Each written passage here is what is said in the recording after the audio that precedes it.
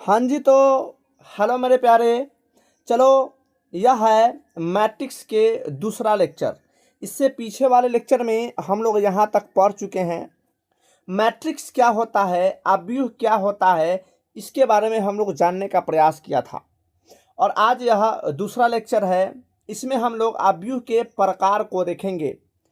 बेहतरीन वीडियो है और यहाँ से आपके एग्ज़ाम में बहुत सारे क्वेश्चंस आने वाले हैं भाई। ऑब्जेक्टिव में रहता है आपके एग्ज़ाम में यहाँ से क्वेश्चन। ठीक है, चलेंगे। सभी विद्यार्थी फटाफट वीडियो को लाइक कर देंगे, दोस्तों के पास शेयर कर देंगे। यदि चैनल पर नए हैं तो चैनल को सब्सक्राइब करेंगे मेरे प्यारे। ठीक है जी, तो हम लोग यहाँ तक देख चुके हैं कि किसी भी अव्यूह को हम लोग सूचित कैसे करते हैं। तो हम लोग बता चुके थे भाई कि किसी भी अव्यूह को हम लोग ABCD के बड़े वाला जो कैपिटल लेटर्स होते हैं उससे हम लोग सूचित करते हैं। और उसमें जो अवयव होता है वह अवयव को हम लोग किस प्रकार लिखते हैं। और उसमें जो अवयव होता है जिसको हम A11, A12, A13 है ना, पहला का लाइन में लिखते हैं, फिर दूसरा का लाइन में A21, A22, A23, फिर तीसरा का लाइन में A31, A32, A33, इस प्रकार से उसमें जो अवयव होते हैं अवयव में उसको हम लोग सजाने का काम करते हैं। इन तमाम चीज़ों के बारे में पिछले क्लास में डिस्कस हो चुका है। अब इससे हम लोग आगे करते हैं और इस वीडियो में हम लोग उसके प्रकार को देखने वाले हैं भाई। ठीक है, चलो जी। क्या है? व्यापक अवयव है। ठीक है जी, व्यापक अवयव जिसको हम लोग बोलते हैं जनरल एलिमेंट कहते हैं। तो देखिए, कोई सा भी मैट्रिक्स लिखा जाता है, अवयव को लिखा जाता है, तो उसमें किस प्रकार से अवयवों को लिखते हैं उसको हम लोग स्थान तो देख चुके हैं। उसके साथ साथ कुछ व्यापक अवयव है उसको हम लोग देखते हैं।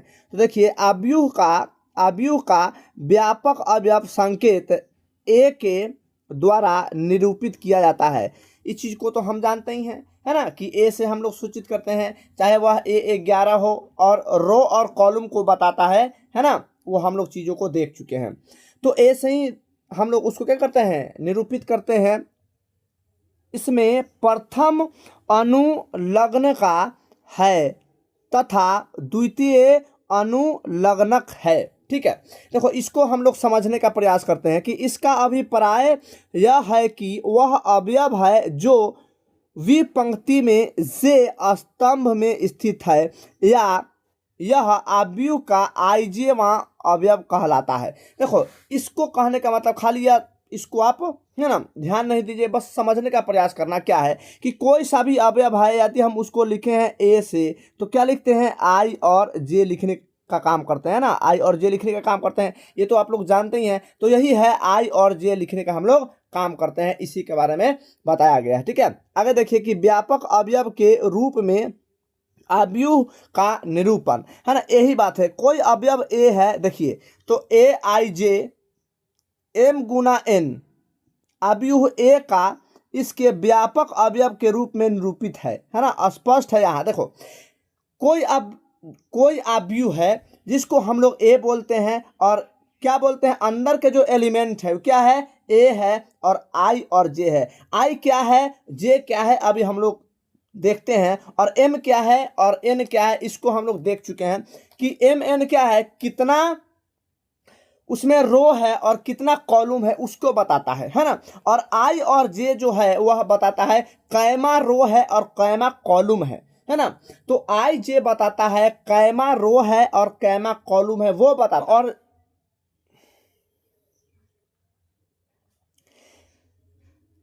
क्या हम लोग देख लिए कि ए जो है एलिमेंट को दिखाता है, अवयव है, और I और J जो है वह बताता है कि कैमा रो है और कैमा कॉलम है। लेकिन MN जो बताता है वह टोटल रो कैगो है और टोटल कॉलम कैगो है उसको बताता है। ठीक है भाई, चलो तो देखिए यहाँ पर देख सकते हैं कि कोई अवयव है, कोई मैट्रिक्स है जो AIJ है और M इंटू N अवयव A का इसके व्यापक अवयव के रूप में निरूपित है, में निरूपण है। ठीक है भाई, तो इसको हम लोग व्यापक रूप में ऐसे ही लिखते हैं। ये बात को आप याद रखिएगा कि A बराबर जो है AIJ और बड़ा वाला जो ब्रैकेट है और MN, यही है क्या व्यापक अवयव ऐसे ही लिखा जाता है, ठीक है। यह उसको लिखने का तरीका है ना। स्पष्ट यहाँ देखो, आई का मतलब क्या होता है, 1 2 3 4 एम तक, मतलब टोटल आई रो कैगो है और टोटल कॉलम कैगो है एन, उसी को हम लोग बोलते हैं, ठीक है। और नोट करने वाली बात है भाई कि एम गुना एन क्रम के एक अवयव ए को कभी कभी ए एम एन के रूप में लिखा जाता है। यहां से आपका ऑब्जेक्टिव क्वेश्चन भी बनता है, तो इसको आप लोग ध्यान रखेंगे, ठीक है। हाँ, अब चलिए, अब हम लोग को बड़ा इंपॉर्टेंट है भाई क्या, अवयवों के प्रकार, बड़ा इंपॉर्टेंट है अवयवों के प्रकार, टाइप्स ऑफ मैट्रिसेस, ठीक है, टाइप्स ऑफ मैट्रिसेस। और यहां से हम लोग देखने का प्रयास करेंगे जी अवयव कितने प्रकार के होते हैं, है ना।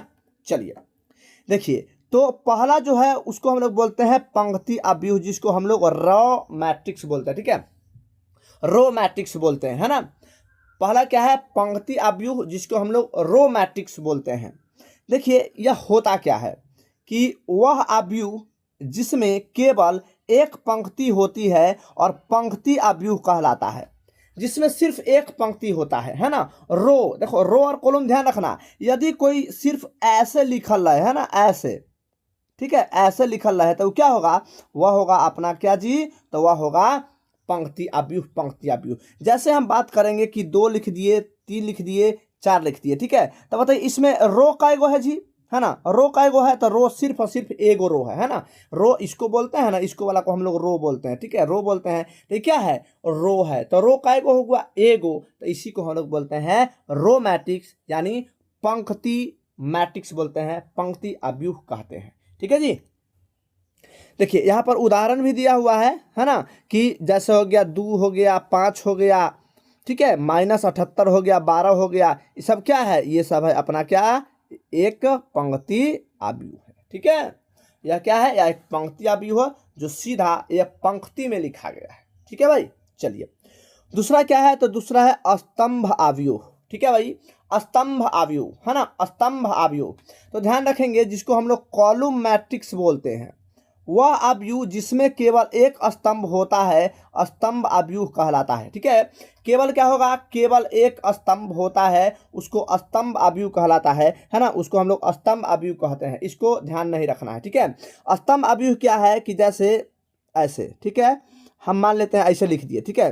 तो देखिए इसमें क्या है भाई, तो एक को क्या है, आप लोग बिल्कुल देख पा रहे हैं ना, एक को क्या है, कॉलम है ना, कॉलम को हम लोग ऐसे देखते हैं ना, तो क्या है, एक को कॉलम है ना, तो एक को कॉलम है, उसको हम लोग क्या बोलते हैं, स्तंभ अवयव कहते हैं। तो यह क्या हो गया, ये अपना स्तंभ अवयव हो गया, ठीक है जी।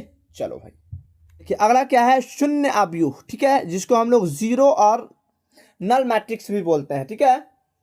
देखिए तो वह अवयव जिसका प्रत्येक अवयव शून्य हो, बिल्कुल ऐसे ही पता चल रहा है, अंदर के मटेरियल को हम लोग क्या बोलते हैं, अवयव बोलते हैं। यदि अवयव शून्य हो जाए, ठीक है, तो उसको हम लोग क्या बोलते हैं, शून्य अवयव कहते हैं। पीछे जो हम लोग देखे थे वह शून्य अवयव था, है ना, जिसमें सब जीरो था, ठीक है।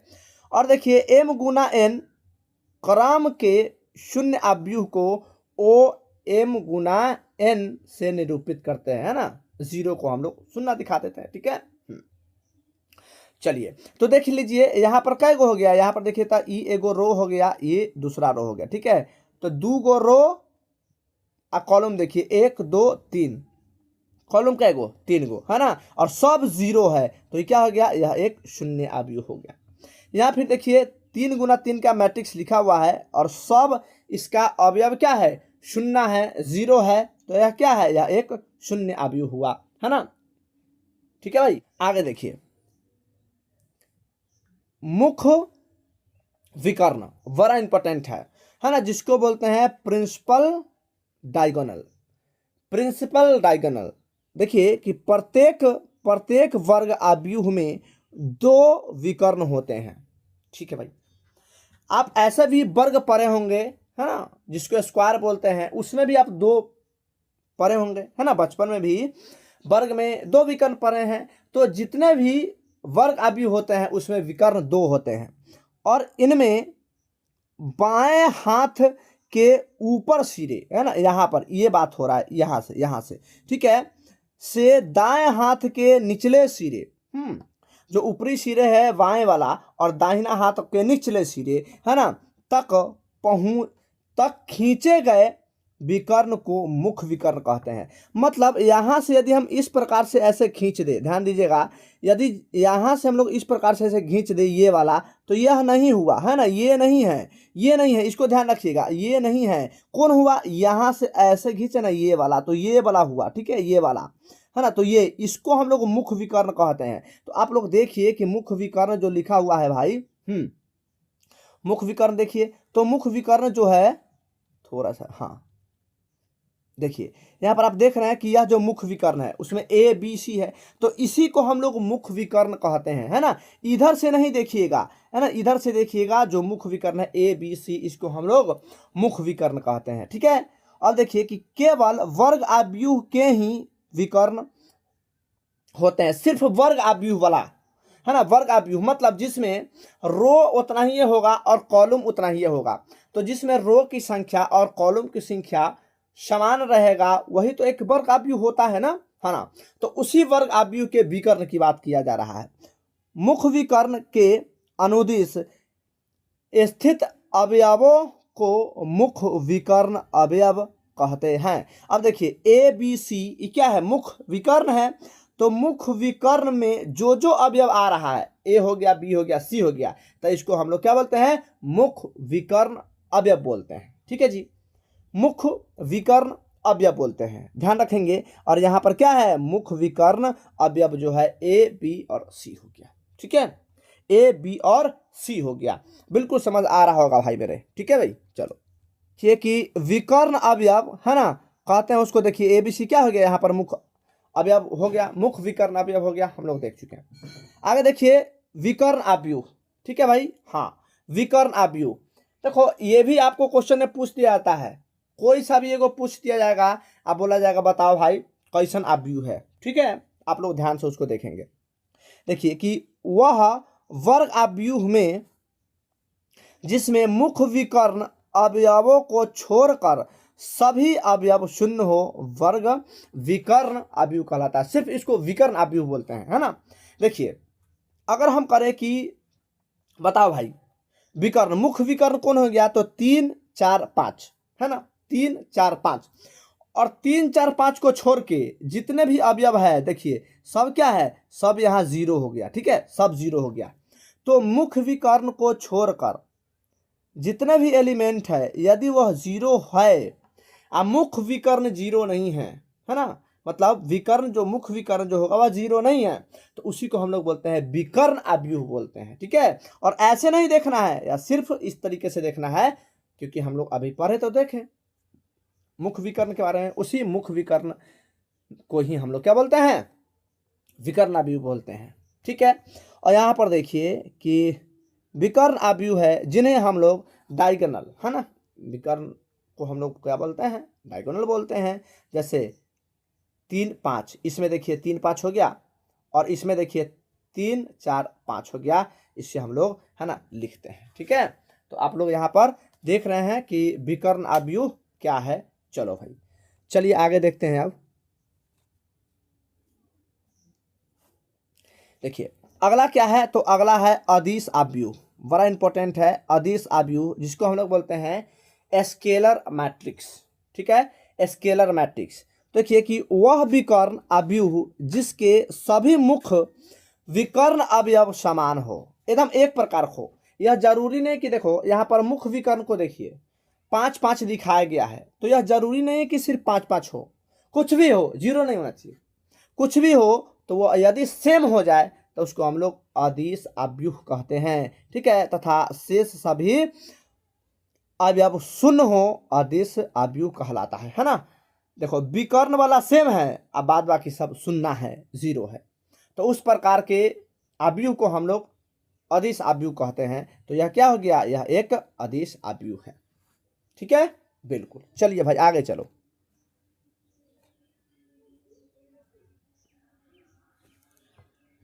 देखिए अगला है इकाई, इकाई या तत्समक आव्यूह, ठीक है, तो ध्यान दीजिए कि वह अदिश अवयव जिनका प्रत्येक मुख्य विकर्ण अवयव एक है। अभी तो हम लोग देखे कि भाई यदि बीच वाला क्या होना चाहिए, तो बीच वाला जितना भी है सब क्या होना चाहिए, एक होना चाहिए। ठीक है, एक होना चाहिए, है ना। देखो यहाँ पर एक होना चाहिए, ठीक है, यहाँ पर 0 होगा, है ना, यहाँ पर 0 करेंगे और इस तरीके से एक एक एक एक बढ़ते चला जाता है ना। ठीक है, तो मुख्य विकर्ण जो है यदि एक हो, हमने क्या कहा था पीछे कि मुख्य विकर्ण सेम होना चाहिए, तो सेमों में एहो याद रखना है, सेम में एक नहीं होना चाहिए। यदि एक हो गया तो उसको हम लोग तत्व समक अवयव कहते हैं, चाहे उसको हम लोग इकाई अवयव कहते हैं, है ना। तो क्या कहलाता है, इकाई अवयव कहलाता है, एकदम इजी। तो इसको हम लोग निरूपित कैसे करते हैं, है ना, से यहाँ पर देख सकते हैं। ठीक है भाई, क्योंकि यहाँ पर इकाई है, एक ही है ना, एक एक को दिखाया गया है। ठीक है, तो यह जो है आपको क्या है, यह आपका इकाई या तत्समक अवयव है, इसको ध्यान में रखेंगे भाई। ठीक है, बड़ा इजी है, एकदम सिंपल है, आप इसको कर सकते हैं आसानी से।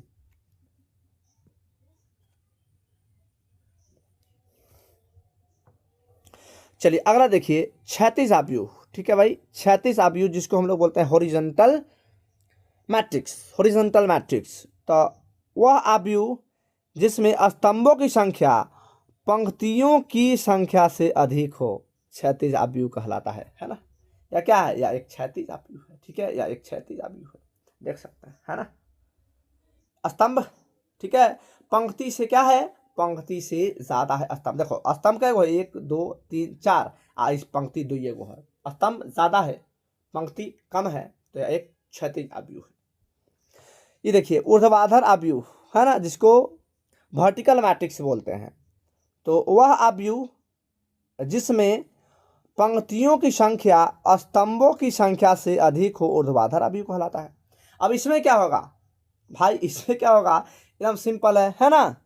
स्तंभों की संख्या से पंक्ति, देखो ये देखो 1 2 3 4 गो पंक्ति है, स्तंभ 2 गो है, तो यह ऊर्ध्वाधर अवयव हो गया। एकदम इजी है, एकदम इजी है, आपको बिल्कुल समझ आ रहा होगा, है ना। तो चलो भाई, यहाँ तक हम लोग आज देखें, इससे अब आगे हम लोग मिलेंगे अगला वीडियो में। तब तक के लिए बाय बाय, टेक केयर।